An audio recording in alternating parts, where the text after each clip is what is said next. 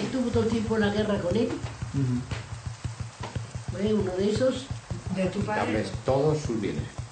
Se les expropió todo lo poco que tenían, que no era mucho, pues me salía el nombre. Y me acudía. Por cierto, yo tengo una anécdota. Directamente en el escalafón del magisterio y a direcciones de graduada pues por la guerra civil. Claro. Pues entré en mayo y el día del Carmen la hija de la sobrina del director. Al contrario, si yo lo llevo, además me decía mi padre en una carta, en una de las cartas, Para hablar con mi padre, a ver si es que pasaba algo, si sabía algo. era roja y negra. Era de naranja. Y bueno, pues el amigo mío pues se cogió y dije, no te preocupes, que te voy a hacer. Barcelona allí y también se portaron estupendamente Con tu madre, que con mi madre. Ese que estaban haciendo en Alicante, de zapatillas o de alpargatas y pan y tal. Y los tocó a los otros dos. Que era un buen mecánico.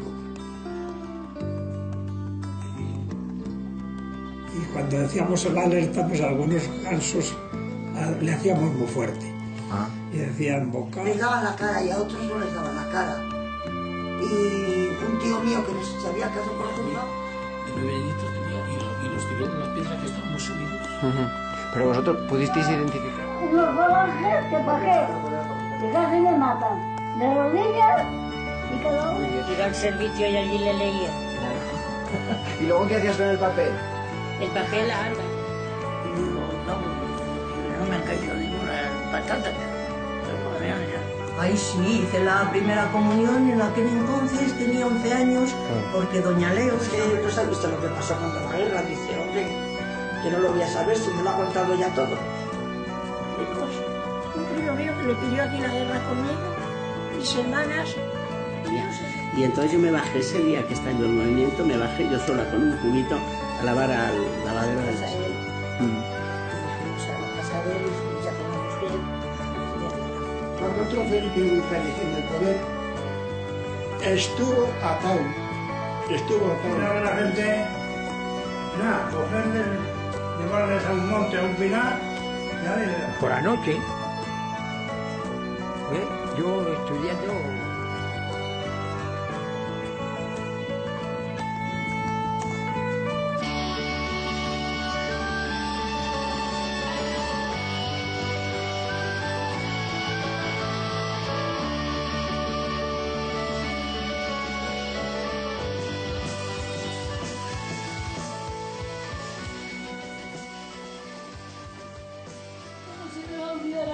Si eso no se me olvida a mí en la vida. En la vida se me olvida. Con una amiga de allí de Segovia me llevó a verlo todo eso.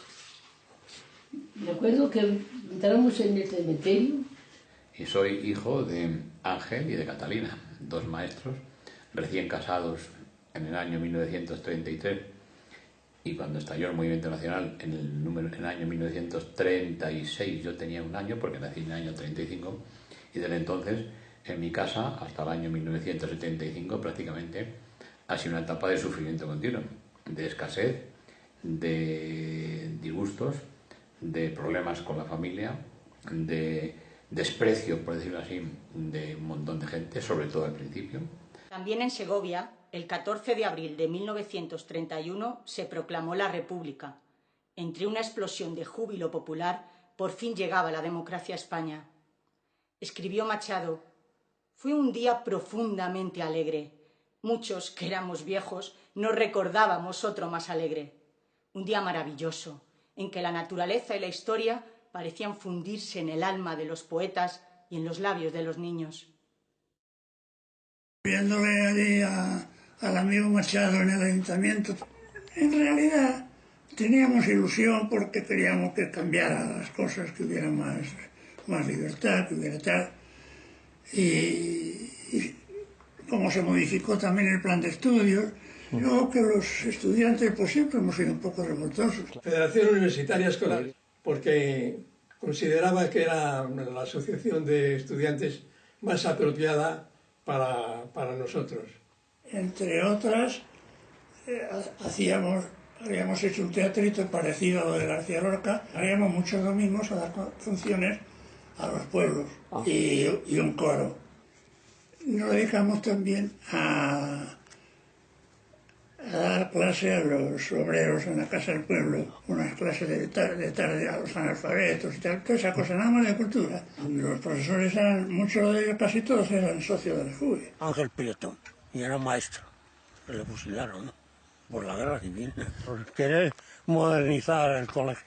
Fundó la mutualidad escolar en combinación con el Instituto Nacional de Previsión, y fundó una biblioteca, ayudó en colaboración con otros señores a fundar la cantina escolar, donde comían 60 niños desde el 1 de noviembre al 30 de abril. Los niños no pagaban nada, se mantenía a base de una suscripción popular. Participaban ciertos pudientes, vecinos pudientes de la localidad. La mutualidad era una aportación que hacían los discípulos de 10 céntimos semanales para la vejez y para otra, porque estaba dividido en dos cartillas, una de dote y otra de pensión. Una que se cobraba a los 25 años y otra que se cobraba en la vejez. Y la biblioteca, que ya tenía pues 300 volúmenes en 1936. La deshicieron los falangistas. La tarde del 17 de julio de 1936, un sector del ejército encabezado por los generales Sanjurjo, Mola y Franco dio un golpe de Estado contra el gobierno democrático surgido de las elecciones de febrero. La guarnición militar de Segovia se levantó en armas durante la mañana del 19 de julio, cuando se leyó el bando de guerra en el mercado dominical del Azoguejo y en la Plaza Mayor. En el piquete de soldados marchaba el alférez Salvador Bernal, presidente de la Asociación de Estudiantes Republicana y Laica, FUE. Los militares insurgentes se hicieron con el poder en Segovia sin resistencia ni oposición en la capital, donde estaban concentradas las fuerzas de la Guardia Civil de toda la provincia. El que era presidente de la FUE estaba haciendo el servicio militar. Era un abogado, ¿cómo se llamaba? Salvador Bernal. Salió con el piquete que declaró el estado de guerra, porque el hombre, temiendo que lo cogieran, se refugió en el regimiento y le planteó al coronel el problema, que yo me van a coger a matar. Dice, no, tú eres alférez. Los profesionales, los alféreces, los que había de cuota. Dice, pues no salgas de aquí y se acabó. Cuando vi en el Azoguejo, que era él el que dijo, qué cosa más rara. Claro, si estaba y le habían mandado, pues no tenía más remedio, hombre. En la provincia, las organizaciones obreras y los partidos del Frente Popular secundaron la huelga general convocada por las ejecutivas estatales de UGT y CNT y organizaron mediante comités la resistencia en sus localidades, aprovechando que la Guardia Civil estaba concentrada en la capital. A la vez que paraban los tajos de la siega, la construcción y las fábricas, vidrio en la granja, resina en Navas de Oro y coca, los obreros organizaron guardias armadas para defender sus pueblos. Colocaron árboles en las carreteras para impedir el paso de los militares sublevados, que procedentes de Valladolid pretendían llegar al Alto del León, y por último intentaron cortar la vía del tren que venía de Medina del Campo. Así, durante varios días la legalidad republicana se mantuvo en estas localidades, hasta que la Guardia Civil volvió con algunas escuadras falangistas para establecer el nuevo orden golpista en Coca, El Espinar, San Ildefonso, Cuéllar, Nava de la Asunción, Bernardos, Navas de Oro, Vegas de Matute, Zarzuela del Monte. Sin disparar un solo tiro, a finales de julio, toda la provincia se había sumado a la sublevación militar. Mi abuelo se estaba afeitando y de repente le dijo a mis tías, yo creo que no está la bandera de la República, me voy a dar una vuelta a ver qué. Y pasó un avión con las insignias de la República, muy bajito, muy bajito, muy bajito, debía de ser viendo a ver qué pueblos tenían ya. Y me acuerdo estas palabras, papá, no diga nada ni hable con nadie, no, pero voy a dar una vuelta a ver qué pasa. Y vino y dijo, pues sí, está puesta la bandera de tal. Y entonces empezaron a detener y detuvieron a unos cuantos. Y yo, pues cuando me dijeron que habían venido militares, entonces cogí las de Villariego y me fui a unas cuevas que hay en el río. Estuve 10 o 12 días y porque me aseguraron que no me pasaba nada, que podía subir tranquilamente, yo y los que estaban conmigo. Por mis hermanos, por mi padre, por todos, bueno, pues que estaban en huelga y se hicieron cargo de la seguridad. Estaban haciendo guardias, sí. Esas guardias participó mi hermano. Desde el 18 hasta el 27 que entraron aquí. Y él sí participó pues en alentar a que había que defenderlo, la República, porque el obrero era el que trabajaba y el que debía de vivir un poquito mejor.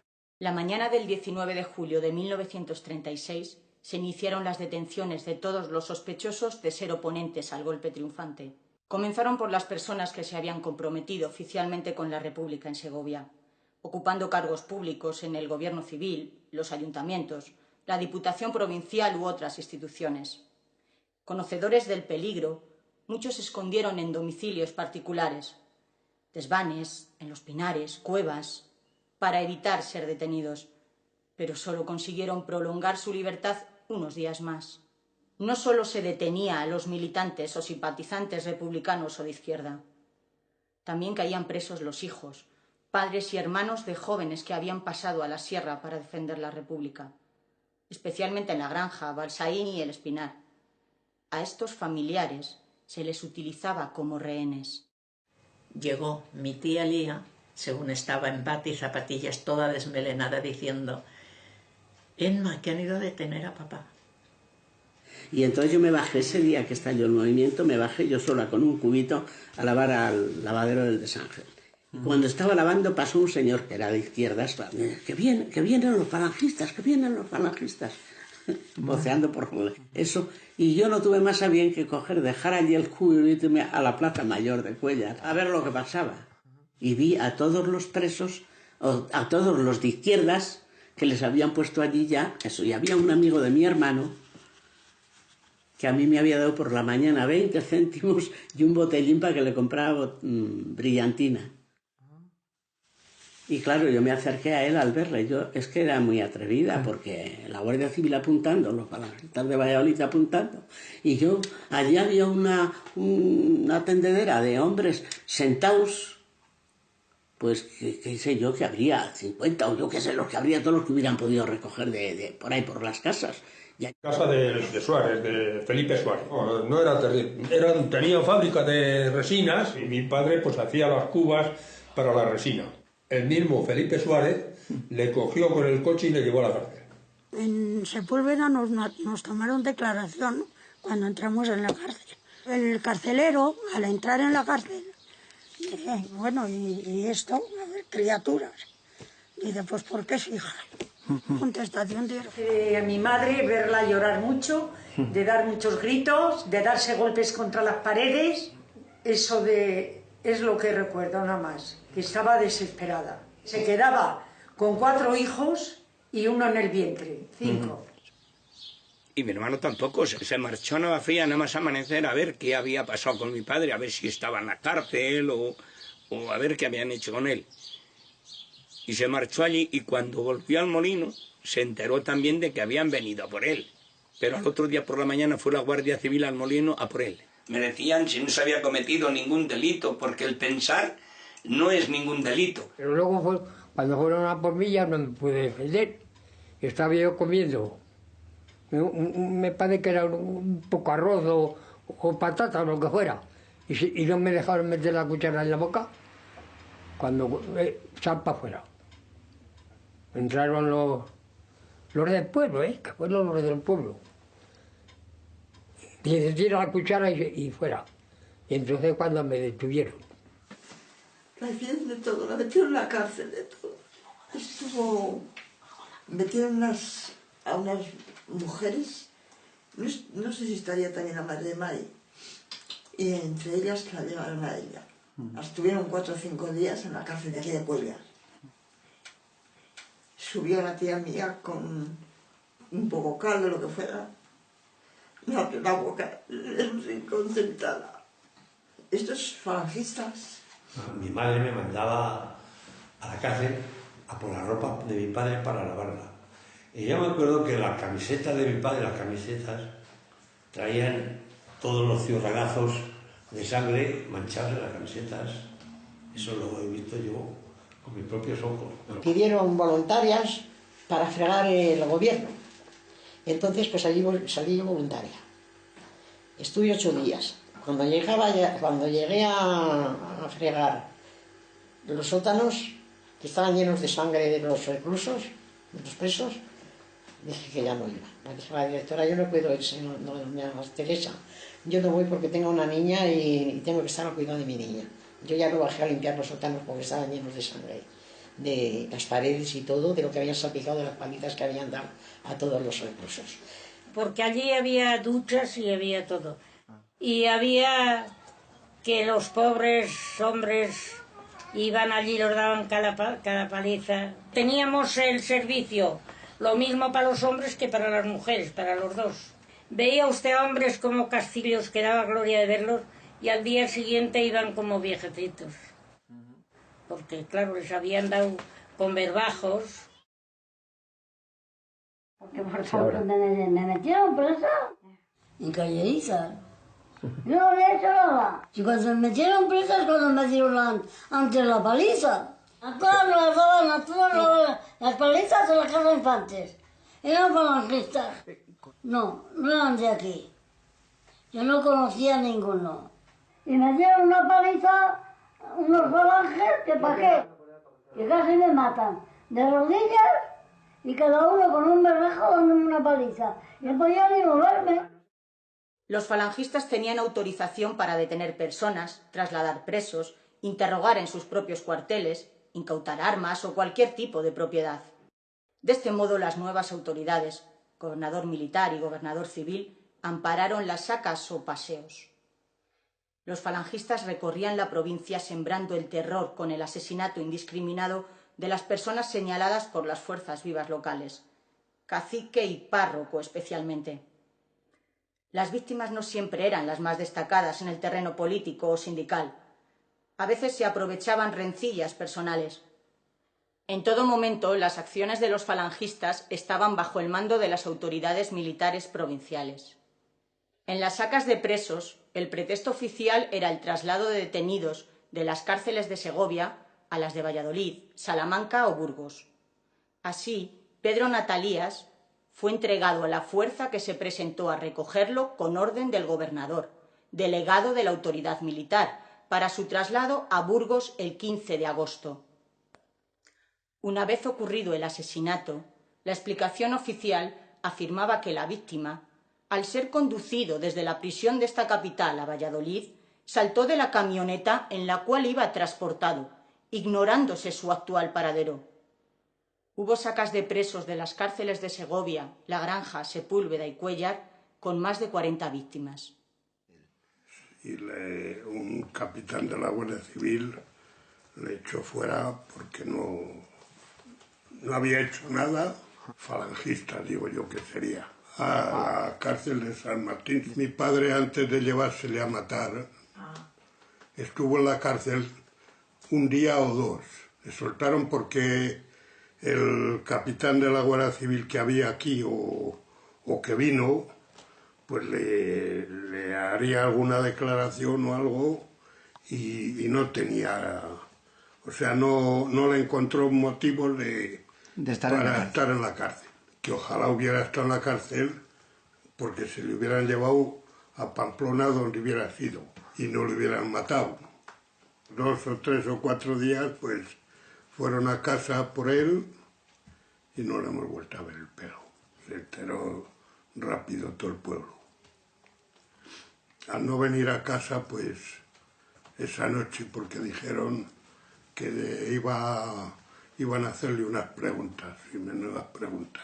La madre que le parió al cabrón, que se quedó con el reloj de él. No se hubiera muerto antes de nacer. Y en la cárcel mismamente, todos los días, yo no dormía. porque como estábamos gobernativos, ¿saben lo que es gobernativo? Pues yo estuve, me parece que 9 meses gobernativo, que no estaba condenado, no estaba procesado, y esperando todas las noches a que saliera el sol por la mañana para sacarnos, porque nos sacaban a la gente de la cárcel como sacan a los pollos cuando los van a matar, ¿entiendes? Y claro, así que se hacía de día y bueno, hoy ya me he salvado. Entonces, ¿sabes cuando empecé a odiarlos a esta gente? Fue cuando vi cuando fusilaban. Fusilaban a gente, nada, cogerles, llevarles a un monte, a un pinar, y ahí les dejaban muertos. Ante las penas de muerte, algunos familiares se movilizaron e intentaron conseguir la gracia del caudillo para evitar la ejecución. Desde Nava de la Asunción, Inés García, esposa de Lucas Barbado, aglutinó al resto de familiares de los 11 vecinos condenados a muerte. Pidieron y contaron con la valiosa colaboración de algunos influyentes personajes conservadores de la localidad, como Luis Gil de Viedma. Escribieron al mismísimo Franco y lograron el indulto de 8, aunque el caudillo mantuvo la última pena para los 3 restantes. Por el contrario, los condenados a muerte de Coca no alcanzaron éxito en sus gestiones. Confiaron sus esperanzas en el párroco de su localidad, pero por el escaso resultado obtenido, parece que éste no puso el suficiente empeño. Visita a don Luis para preguntarle qué defensor pondríamos. Viaje a Segovia para poner el defensor. 16 de marzo, el juicio. 17 de marzo, viaje Saturnina, que era la hermana de mi padre, y yo a estar con don Gabriel para preguntarle lo que teníamos que hacer. 19 de marzo, visita a don José, el cura, Ismael, era alcalde, ya en el movimiento, que por cierto, cuando le fue a pedir la firma para que no les mataran, este señor Ismael la dijo a mi madre: es contraproducente. Como alcalde necesito el permiso del gobernador y en el terreno particular te la niego rotundamente. Este señor, cuando pasaba por orilla de mi madre, bajaba la cabeza. Después, 20 de marzo, viaje a Segovia para estar con el gobernador. 14 de abril, citada en la comisaría, porque tuvo una denuncia de las mujeres de aquí del pueblo, porque la perseguían. La denuncia decía que era una comunista peligrosa, que había pedido dinero con amenazas a don Luis Gil de Viedma para ayudar a la causa. En Segovia hubo 145 fusilados por sentencias de Consejo de Guerra. Los tribunales militares condenaban a muerte de modo arbitrario a cualquier oponente a la sublevación.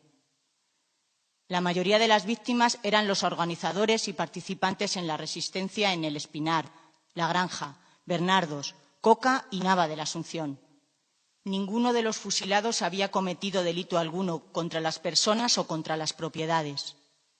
Y yo ya con 8 años estaba ya deseando de que me llegara el día que me llevara mi madre a ver a mi padre, cada 15 días o así. A mí me dejó para último porque yo era el mayor. Y era el que conocía a mi padre. Resulta que cuando me llevaron, qué casualidad, ese mismo día, a las 5 de la mañana, me fusilaron. Una tapia que había y había unas piedras. Y claro, los intentamos asomar y vimos todos allí, fusilados, y un hoyo muy grande con una sábana. Y lo vimos, pero se da cuenta un fascista, un hijo puta, y con la culata del fusil nos tiró a mi madre de las piedras que estábamos subido viéndolo en la tapia y a mí. Servicio especial para mañana. Y ese sabía que era eso. Y había un sargento que tenía mala calaña y te decía: ¿tú cómo quieres morir? Así, joder, como si tal cosa. Y le decían: tú estar muy visto en Guadalajara algún día tal. Se contestaban, iban a morir. No había sorteo. Cogían la lista, como lo hicieran, lo hacían. O por abajo, por arriba, o los apellidos, o lo que fuera. Nombrados por la noche. Siendo varios, era más valor. Dijeron viva lo suyo y ya está. Y ya vendrán los nuestros y bueno, majo. Y entonces mi padre dijo, dice, a mí no me tapéis los ojos, dejarme así. Dice, catados, se puede con todos. Venir aquí uno a uno, venir aquí. Entonces veremos a ver qué son los valientes. Porque, sobre todo la de despedida, tantas veces la hemos leído y tan emborronada estaba de las lágrimas que casi no se podía ni leer, ¿eh? Yo ya porque me la sabía de memoria. Pero me decía mi padre en una carta, en una de las cartas, que nunca hizo nada, al contrario, que lo que hizo era por bien de España y del obrero. Entonces que siempre fuésemos con la cabeza muy alta, que no nos acobardáramos nunca y que frente a frente con cualquiera. Madre, a ti, madre adorada, que llorarás perpetuamente mi caída, a ti, mujer heroica, que tejiste la existencia con los hilos sangrantes del dolor y de la amargura, a ti dedico mis últimos pensamientos. Has sufrido heroicamente el angustioso sentimiento de la pérdida de tus hijos. Has resistido con temple de acero los dolores de tanta desgracia y sabido sublimizar la pena pensando en la noble causa que tus hijos personificaron. Su idealismo puro y acendrado les llevó a la tumba, en circunstancias trágicas doblemente lacerantes. Has seguido viviendo para consagrarte a su recuerdo triste y a los cuidados de este último hijo que te quedaba, cifrando en él toda tu ilusión y tu esperanza. Pero ahora, cruel ensañamiento, te le roban también del mismo modo cobarde e inicuo y por la misma nobleza de pensamiento. Soporta mi caída, madre adorada, con la misma entereza que tuviste para la de mis hermanos ejemplares. Consuélate pensando que hemos sucumbido en nombre de la libertad y de la fraternidad humana. Considérate honrada con haber sido madre de quienes dieron su vida por liberar a los hombres de su esclavitud milenaria. Levanta la cabeza orgullosa de haber tenido 3 hijos mártires de una idea humana y de una cualidad noble. Y no te rindas ante el sufrimiento para que puedas vanagloriarte de tu heroísmo y del de tus hijos adorados. Si algún día vieras cristalizado en realidad nuestro pensamiento, esa sociedad hermanada y feliz que tantas vidas exige, te estimulará, te venerará y te protegerá espléndidamente, haciéndose eco de tus sacrificios y de los nuestros. A raíz de la ofensiva republicana de La Granja en mayo de 1937, los militares sintieron el peligro que acechaba Segovia por la cercanía del frente de batalla y la posibilidad real de que en una acción rápida pudieran ser liberados los presos políticos. En ese verano y hasta diciembre de 1937 fueron trasladados al fuerte de San Cristóbal, en Pamplona, 294 segovianos que habían sido condenados en consejo de guerra. El 22 de mayo de 1938 se produjo la más famosa fuga de las cárceles franquistas. 796 presos escaparon del fuerte de San Cristóbal después de desarmar a los guardias. De ellos, 207 murieron ejecutados, donde eran sorprendidos. Tan solo 3 alcanzaron la frontera francesa. De los 74 segovianos que participaron en la invasión, solo José Marinero Sanz consiguió el objetivo de llegar a Francia. Encontraron la muerte 21 segovianos asesinados en la caza del preso. Salieron todos. Lo que es que como se escapó un soldado y no le pudieron alcanzar, que bajó a Pamplona, los que lo vieron mal ya se volvieron y se metieron. Los más atrevidos siguieron. A todos los que iban cogiendo los mataban como a conejos. Pero luego, como la aviación llegó enseguida, según nos iban disparando a todos. Y mi padre ha comido hierbas y caracoles. De eso se mantuvo 8 días. Se fueron a pedir a un pueblo ya para entregarse. Ya no podían más. Porque como no pudieron pasar la frontera, llegaron a una casa y los dijeron que pasaran. Los dieron de comer Y según estaban comiendo, llegaron los falangistas con las metralletas. Y ya fue cuando los metieron presos. Antonio Casas, Francisco Hervás y Francisco Herrero Casado serían fusilados el 8 de septiembre junto a otros 14, considerados los organizadores de la fuga. Ya les juzgan y les echan por la fuga, eso, y entonces les meten al calabozo, que dice que bebían el agua, lo que caía por las paredes. Salían para comer y había uno que dice que según iban saliendo los iban dando con la correa. Los soldados que vigilaban las prisiones tenían órdenes rigurosas de hacer fuego cuando los presos se asomaran a las ventanas.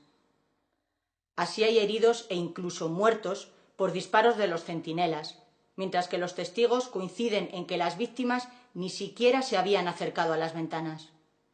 En la cárcel vieja murió Teodoro Heras Díez en octubre de 1936 y Fausto Pérez Bonín fue herido grave. En 1946, Mariano Velasco Soria, alcalde Frente Populista de Cuéllar, murió en la prisión de Carabanchel mientras dormía en su cama de la celda 19. Ahí justifican que, vamos, que es que se quería escapar.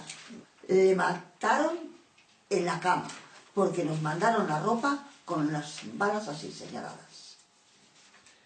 En la ropa. En la manta que estaba arropado. Que luego nos mandaron la ropa. Pues entonces estábamos los dos, coincidimos que estábamos malos. Yo recuerdo que estaba acatarrado y él me parece que estaba con diarrea, una cosa de esa. Y entonces pides permiso y te quedas en la celda. Incluso el médico nos veía. Y estábamos paseando, pin, y en la ventana enfrente, y de pronto ¡paz! Oye, acercaron a darle en mitad de la cabeza, en la frente. Cayó redondo el rayo, el pobre. Oye, yo entonces me di cuenta de lo que era, me retiré todo lo que pude de ahí. Entraron enseguida, que era un disparo de gente de fuera, y nada. Y a la familia le dijeron que es que había pretendido escaparse, si no podía escaparse. Aunque son evidentes los diferentes grados de penalidades en cuanto a alimentación o hacinamiento entre los distintos centros de reclusión, prisiones, batallones de trabajadores, destacamentos penales y campos de concentración, en todas ellas los presos tenían unas mismas realidades de humillación y adoctrinamiento, pues estos eran los objetivos del franquismo con los presos políticos. La comida era fatal, eso no era comida. El desayuno era bueno y la comida de mediodía de los domingos también no era muy mala porque nos daban un chorizo con fideos. Pero los demás días nos daban el cocido al mediodía. Y la sopa, la berza con ese y un cachito de carne y un cachito de tocino, pequeñito. Pero por la noche nos daban lentejas con sapos negros y con la paja y con hieros. Con hieros, unos hieros que los comían los ganados, sin limpiar. Y con los visos que tenían las lentejas. ¿Me entiende? Y aguacate, que eso se lo había oído usted a todos los presos. A los de Pamplona y todo. Ese era, y nos daban un bollete de pan, de eso de integral, de maíz, que no había quien le comiera. Duro y malo.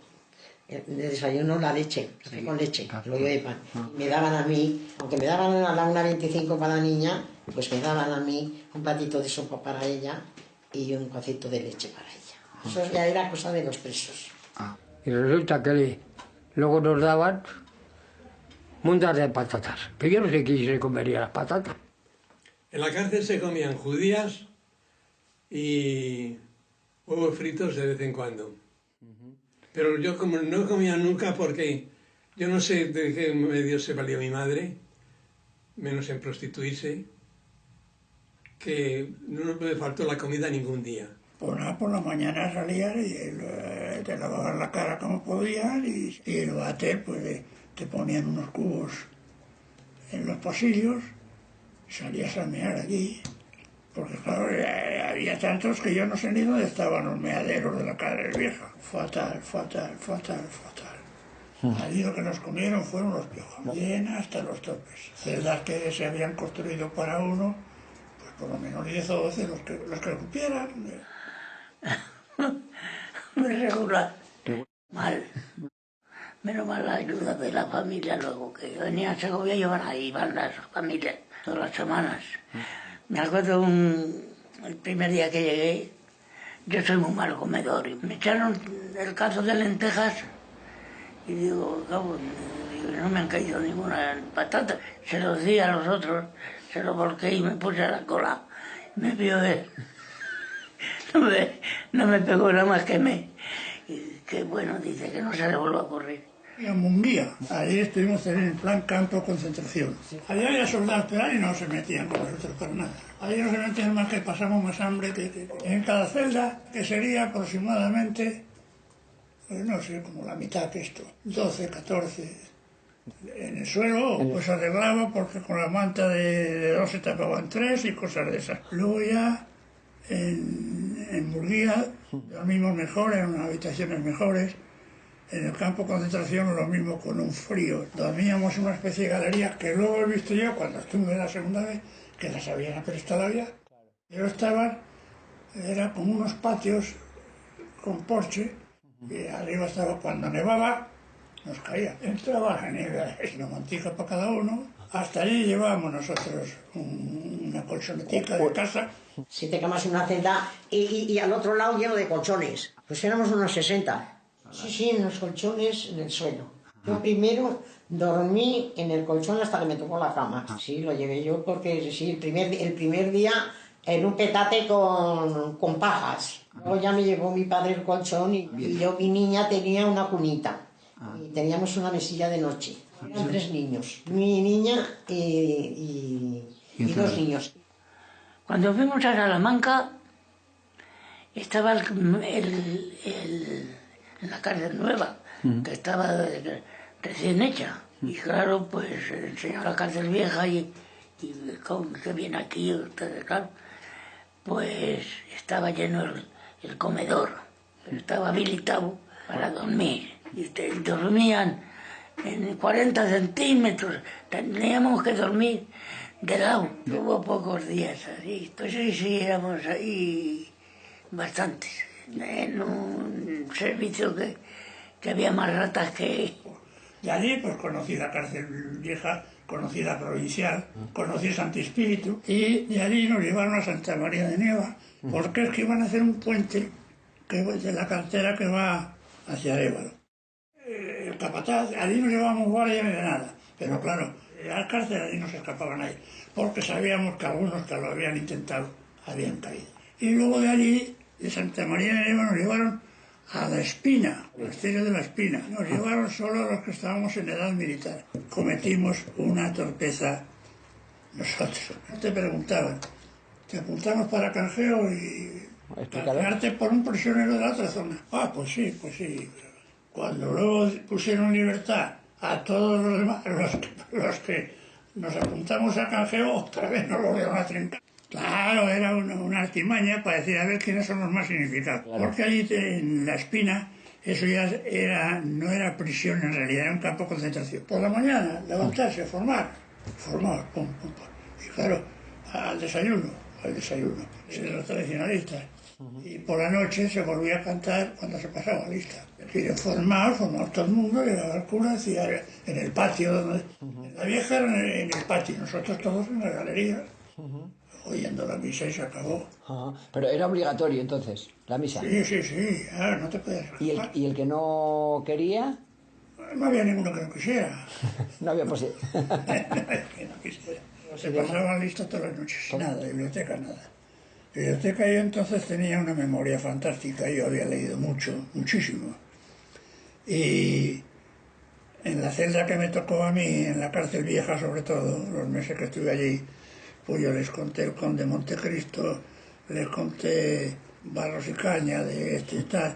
Y se jugaba al ajedrez, se hacían de cartón, de una escoba de esa de madera, del mango de la escoba, hacíamos las fichas de ajedrez perfectas. En un rincón teníamos 2 cubos de estos de los albañiles de hierro y ahí hacíamos nuestras necesidades. Nos tenían puesto un biombo con 2 cubos, pues como no nos daban nada más que 1 hora por la mañana y otra hora para comer, pues fíjese usted, la que te daba gana, pues como no había servicio, pues lo tenía que hacer allí.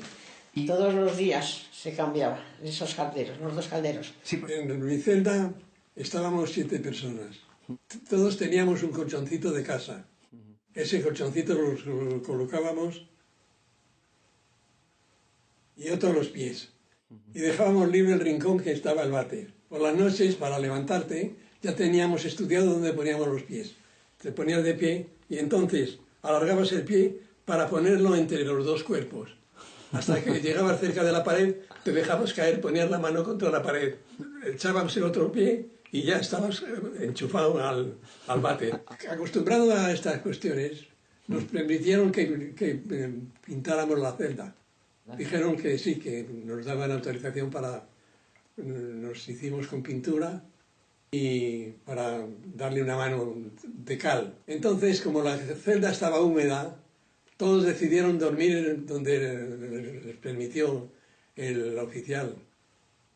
Y en la celda nos quedamos Altalejo, el de la librería Cervantes y yo. El de la librería Cervantes decidió cambiar de sitio. En vez de dormir pegado casi a la pared, se vino para la parte de acá. Y acostumbrado todas las noches a levantarse y a hacer con las manos, se despertó medio dormido, hizo con la mano así, y se pegó un jarrón. Le cayó a Terrayón, y Terrayón, todo cabreado, coño, ¿qué hace el librero?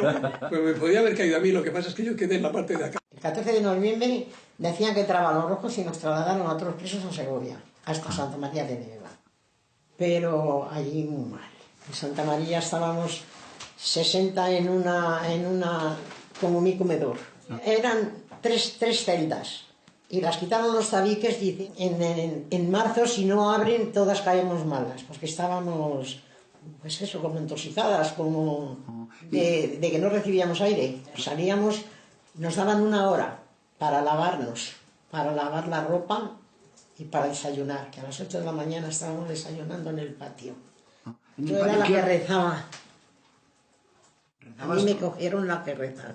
Pues yo decía, a ver, hagan el favor, cállense. Que vamos a rezar antes de desayunar, antes de comer y antes de cenar. El Padre Nuestro, la Ave María, porque luego bajaban, espérese, luego nos cerraban las ventanas, porque luego bajaban los hombres a ese patio. Desde septiembre hasta el 41. Ajá. ¿Y tú, por ejemplo, fuiste a verla, a tu madre? Sí, íbamos cada 8 días. Mi padre nos daban de visita los jueves y los domingos. Entonces íbamos un día, yo y mis hermanas, y otro día mi padre. Y cuando fuimos a mi hermana, estaba en un mar de lágrimas. Eso es que... Pero la vimos con el pelo y ya parece que respiramos. Pero mi hermano Elías fue el día de la Merced, que es la patrona de los presos, ya después de la guerra, al fuerte de San Cristóbal, a Pamplona. Y ese día dejaban entrar a los niños que besaran a sus padres. Y cuando llegaron a mi hermano no le dejaban ya, porque ya se había pasado la hora. Entonces se puso a llorar y se coló por entre las piernas de un guardia y se metió a la cárcel. Y entonces ya pudo besar a mi padre. Cada familiar iban 2 mujeres cada 15 días. Se pagaban el viaje entre todas, como había tantos presos allí, y llevaban sacos de comida, cada uno con su talego para los presos.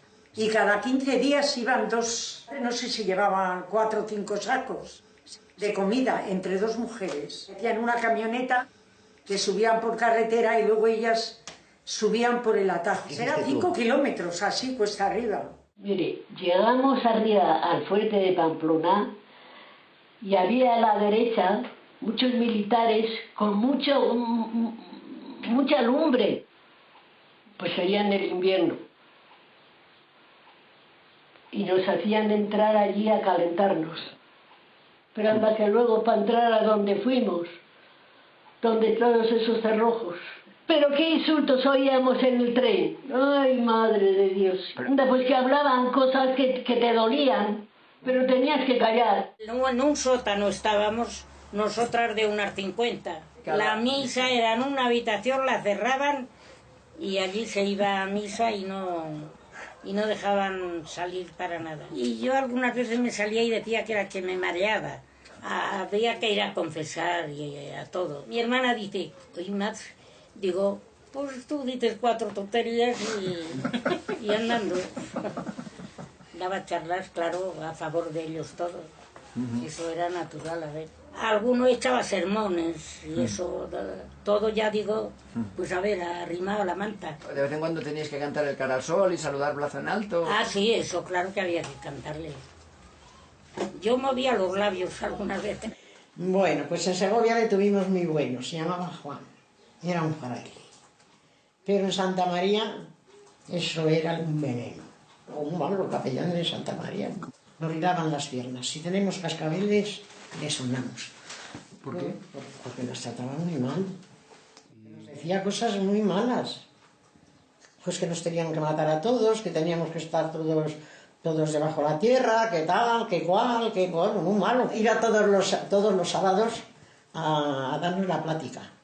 Y nos envenenaba la sangre. Y en cambio, don Juan, el padre Juan, que le llamábamos, era un bendito. Como en Segovia, nosotros estábamos en la capilla y los hombres estaban en unas galerías.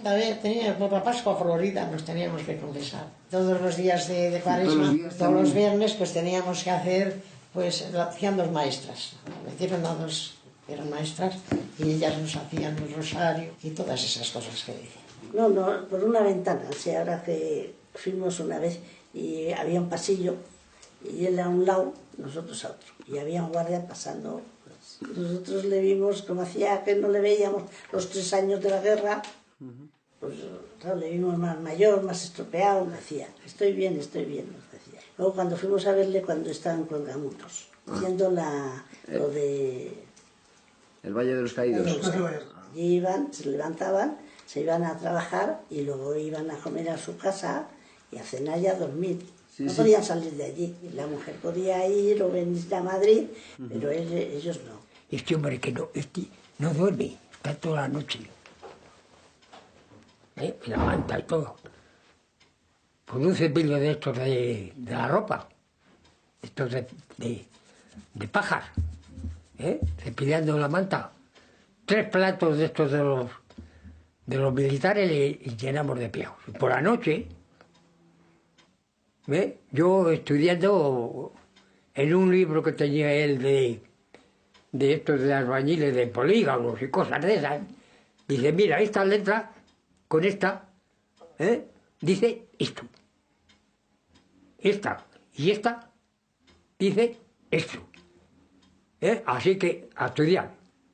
Y yo pues sentaba en el petate, una vez matando la miseria y otra vez pues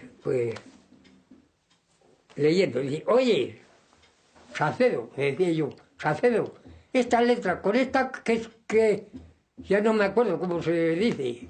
Tanto familiares como expresos sufrían las coacciones, desprecios y humillaciones por parte de las autoridades franquistas, alcaldes, falangistas, guardias civiles y párrocos, pero también por los vecinos de siempre. Había episodios humillantes en todos los ámbitos de la vida pública, en la compra, en la iglesia, en la calle, en el ayuntamiento. Pues hablábamos cuando muy tarde con la puerta bien cerrada. Pero si para ir de aquí a Martincano, ya ve dónde está, teníamos que sacar pasaporte, un salvoconducto. Y para ir a Lara, a cualquier sitio. Y a las 7 de la tarde, sin salir nadie de casa, como si no existiéramos.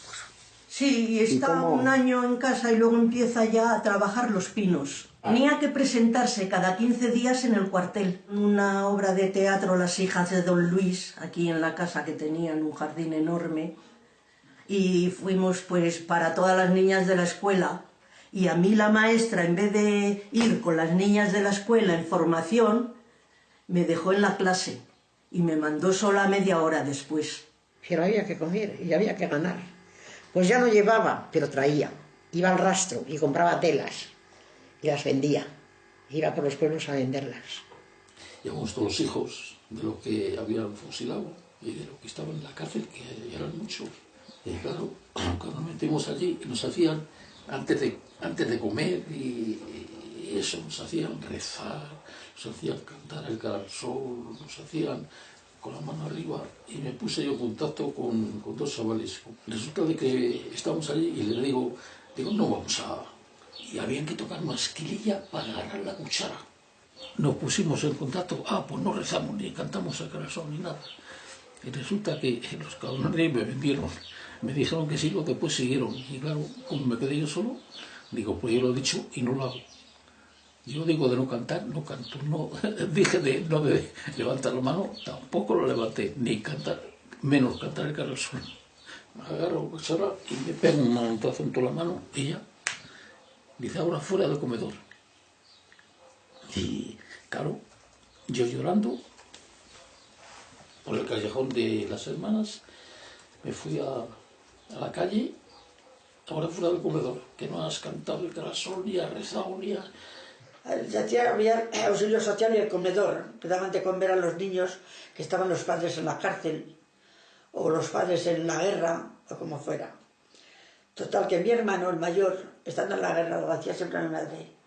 Como teníamos mi hermana más pequeña y otro hermano, yo ya era más mayor, la hacía mi madre, que no vayan los chicos al comedor, sus hermanos.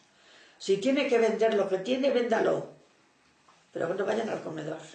En las fiestas se fue a meter debajo del tablao y uno que era un muerto de hambre porque estaba de obrero por la comida, le dijo, cuando se fue a meter mi padre, le dijo que no tenía derecho a meterse debajo del tablao. Y entonces se marchó a casa emponzoñado. Los falangistas pues se cruzaban y nosotros agachábamos la cabeza y decían, andad, andad. Si eran chicas, las chicas, como yo. Y si eran mayores, pues también a mi madre, joderos, que os han cortado el pelo. Y más que os tenían que haber cortado, que os tenían que haber cortado la cabeza. En el ayuntamiento, un trabajo que era hacer todo un mostrador para cortar las oficinas de la gente.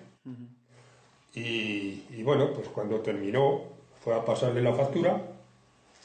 Y este secretario, ese le cogió la factura y le dio un dinero. Y claro, mi padre dice, oye, que falta aquí dinero. Dice, coge eso si lo quieres y si no, nada. No te voy a dar más, así por las buenas. Le pagó la mitad y el resto se quedaría con ello, él. Mejor, mejor, mejor, mejor.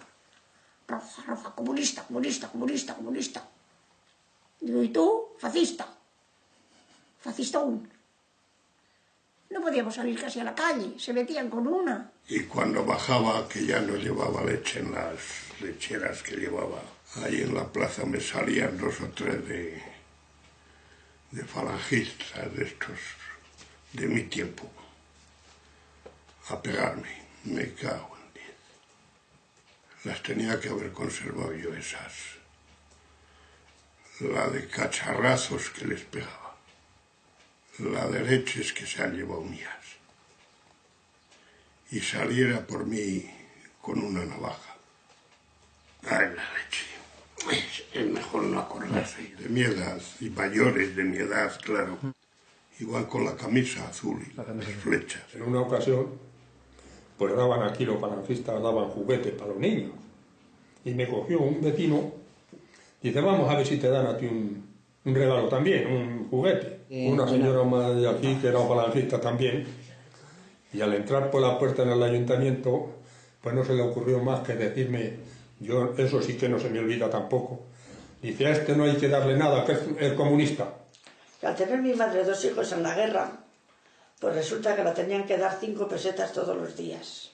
Total, que el primero que van a cobrar el primer mes, pues resulta que dice, mira Vitoriana, no te voy a dar nada más que 3 pesetas, que son las que te corresponden, porque las otras 2 las tienes que dejar para el plato único.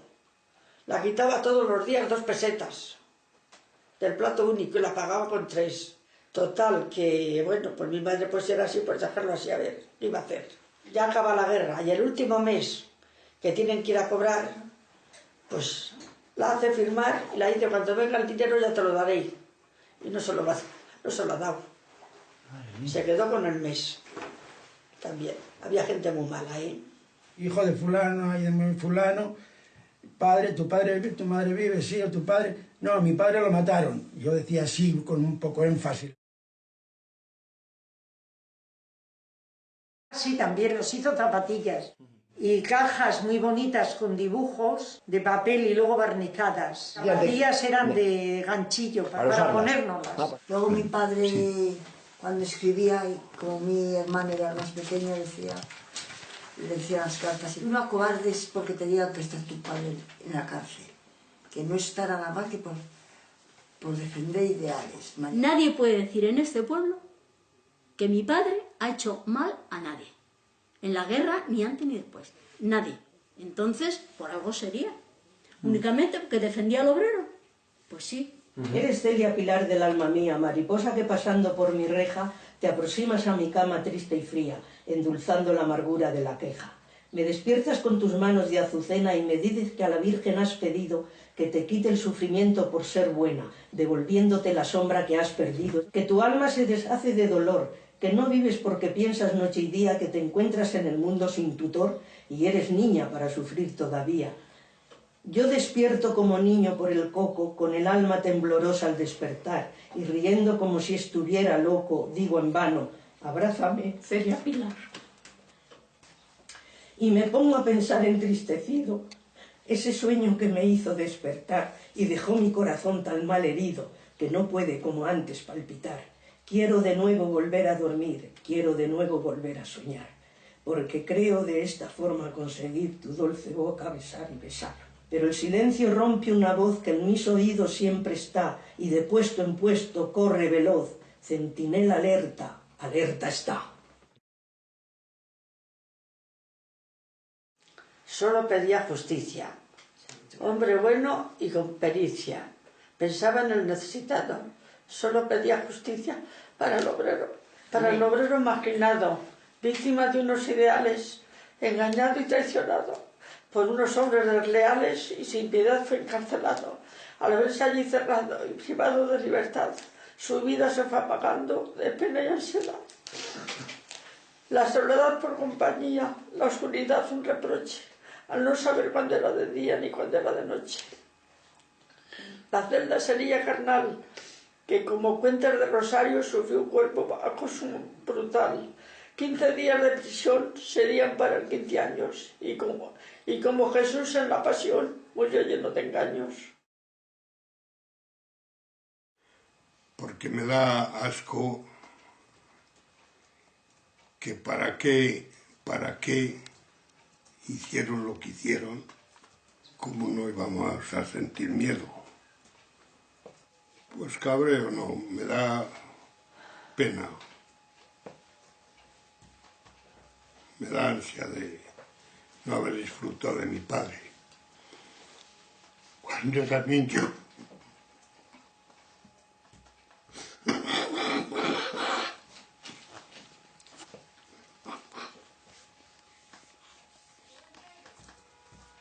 Cuando entró Felipe González en el poder, estuvo atado,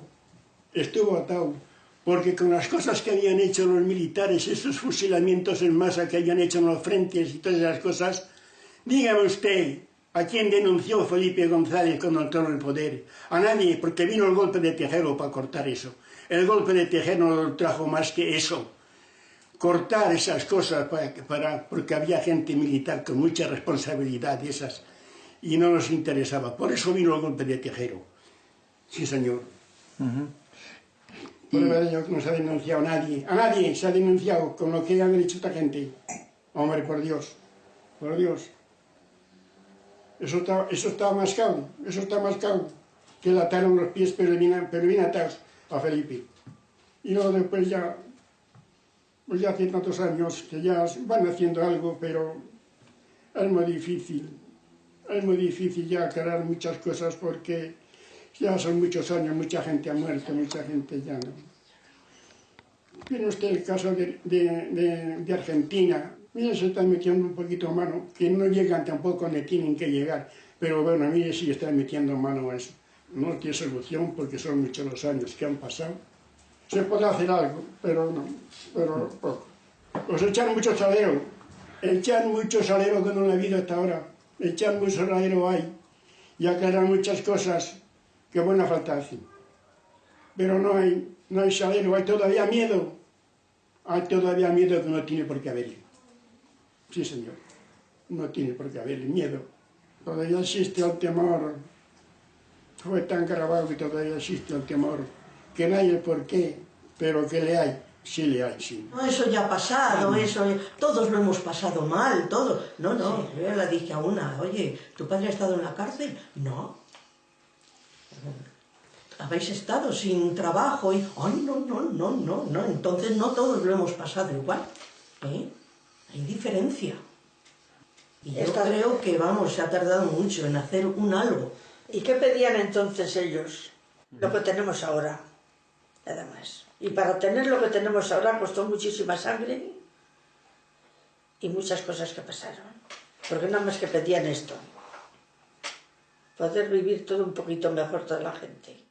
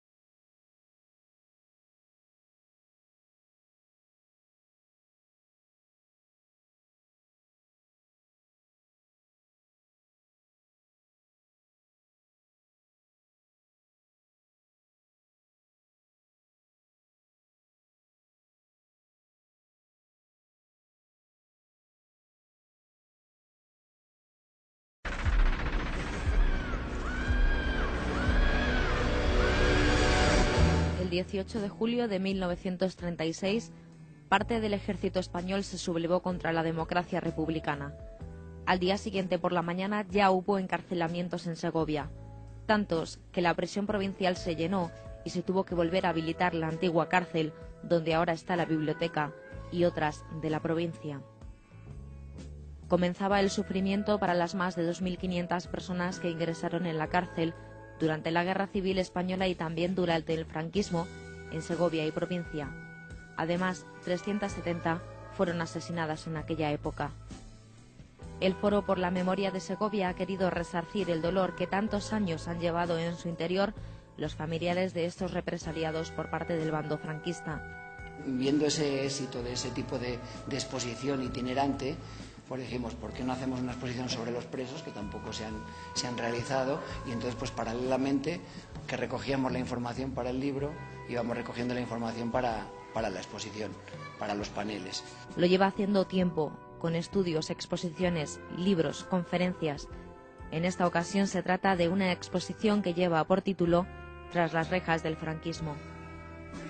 Para elaborar esta muestra, el Foro por la Memoria de Segovia ha recopilado datos y testimonios de 8 segovianos que sufrieron la represión y aún viven. Y claro, como nos dieron la subvención, compramos una cámara de vídeo, pues empezamos a entrevistar también a personas que habían sufrido prisión, que todavía, pues sorprendentemente y gratamente, desde luego, pues quedan 8 personas, 8 segovianos que sufrieron prisión y que están vivos y que pueden aportar todavía su testimonio, porque están pues bien de salud de cabeza y de memoria y demás. Entonces pues les hemos entrevistado.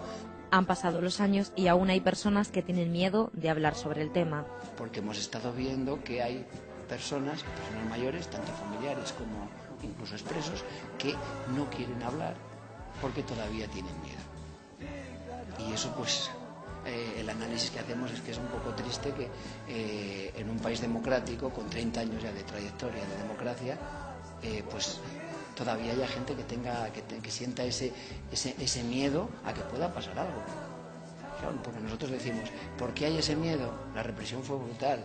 En una provincia como Segovia, que no había pasado nada, hay 370 víctimas directas que son fusilados, o bien de ejecuciones legales o de ejecuciones ilegales.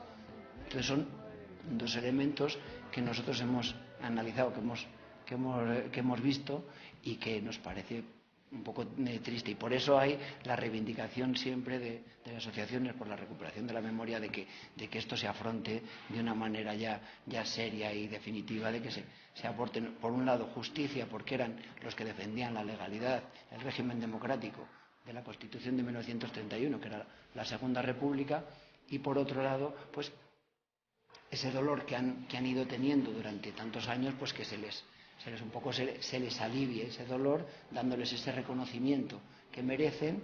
Y además, con el tema de que estamos ya un poco últimamente, con el tema de las exhumaciones, por favor, ya va siendo hora, a 72 años del final de la Guerra Civil, ya va siendo hora que el Estado se encargue, asuma su responsabilidad de trabajar las fosas, que haga las exhumaciones el Estado.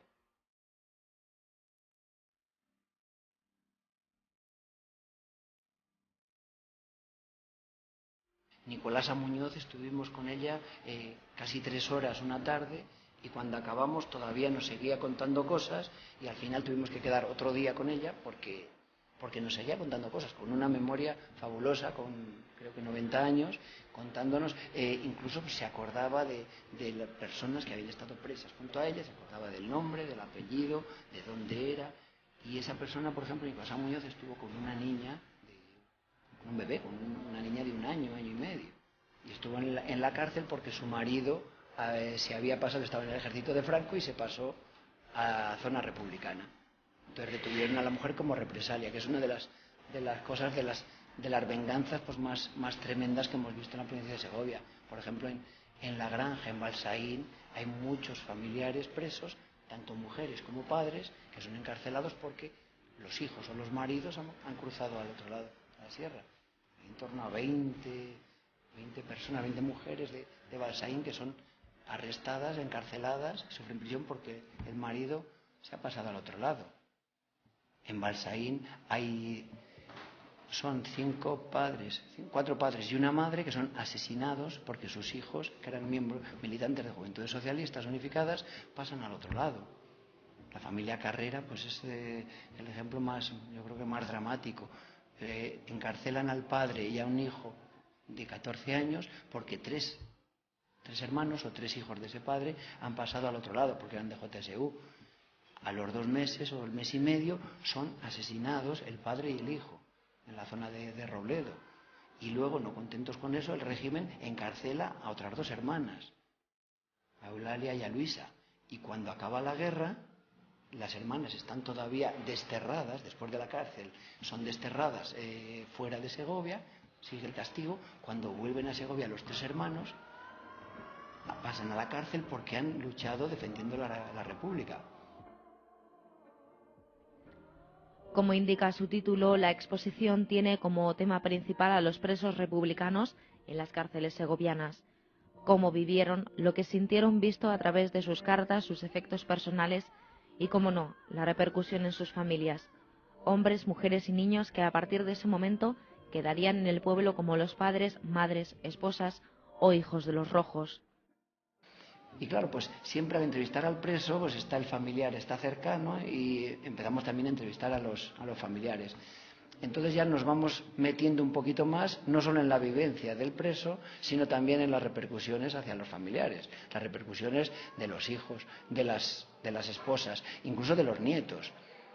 Y vamos viendo, vamos entrando en un mundo importante que es el de las consecuencias de la represión franquista, que es muy importante y que las vemos y que bueno, pues así lo reflejamos tanto en el libro como en la exposición, que llegan incluso hasta nuestros días. Ese alcance que además se traslada a 4.374 hijos de presos. Hijos de presos que pueden ser hijos a lo mejor de 20 años, pero también hay muchos hijos que nacen cuando ya el padre está en prisión, porque han ingresado en prisión al padre cuando la mujer está embarazada. Y hay niños que nacen estando los padres en cautiverio. Hay niños que conocen al padre cuando está todavía en la prisión. Y hay padres, que eso es lo más dramático, padres que son fusilados y han conocido al hijo en prisión.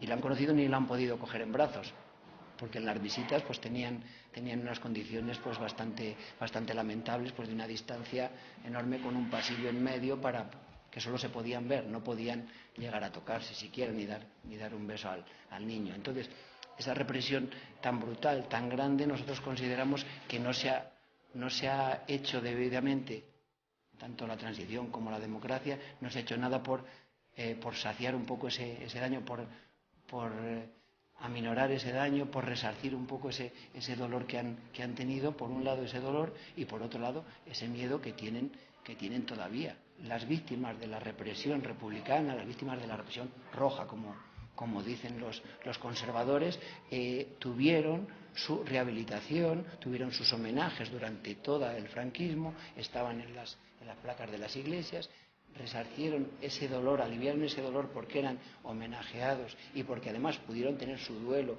pudieron enterrar a sus muertos, y los que no los enterraron es porque no tuvieron la voluntad de enterrarlo, pero tenían todo el respaldo del régimen, todo el respaldo de la dictadura para haberlo hecho. Nosotros lo que queremos es que las otras víctimas tengan derecho a esa rehabilitación y a recuperar los restos de sus familiares y los entierren donde ellos correspondan, donde ellos quieran, y puedan finalizar ese duelo que dicen los psicólogos, que es que hasta que no tienes el cuerpo, los restos, físicamente los restos de tu familiar y los entierras donde tú quieres, hasta entonces no finaliza ese duelo. La muestra se puede visitar en la Casa de los Picos hasta el 19 de octubre. Ese día se celebrará también un homenaje a estos presos republicanos y se podrá ver un documental sobre el tema. El día 10 de octubre se presentará el libro Tras las rejas franquistas, que recoge información sobre las cárceles de Franco en la provincia de Segovia.